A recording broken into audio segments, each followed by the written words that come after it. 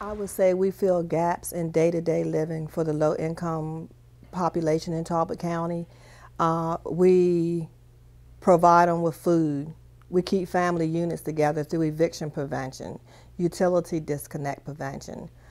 We help stabilize through medication. We also help with a after-school program, allows working mothers to not worry about their children, and the children are able to get assistance with homework that they may not be able to get because the parents are working, and there's so many single parent homes in Talbot County. So my largest program would be the Maryland Energy Assistance Program.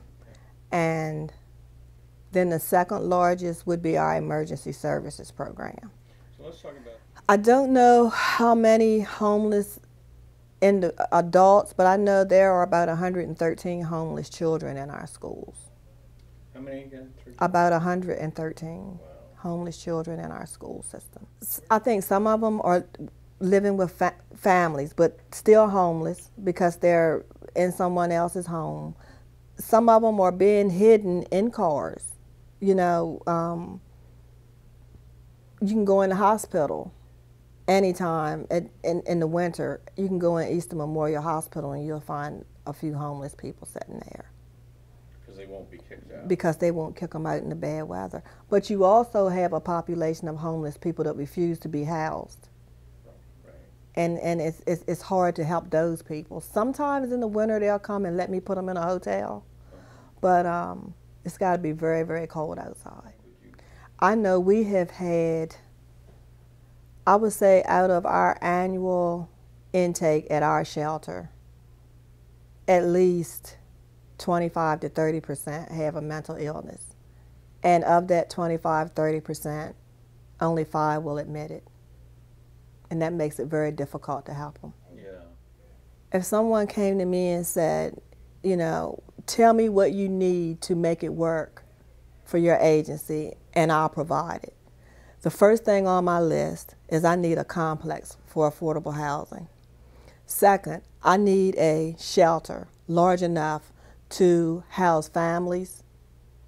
I need a floor for my seniors. So if your rent is $675 and you're only bringing home $700, $800 a month, how can you succeed? Most of the customers that we serve, they're working because our grants say you need income. Before we give you our money, we need to know that you're going to be able to sustain afterwards. We have Cordova, Trapp, Oxford, Tillman Island, Bosman. We're Talbot County. But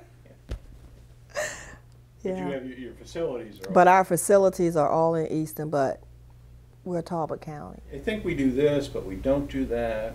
You know, that kind of clarity. So they think our customers are freeloaders.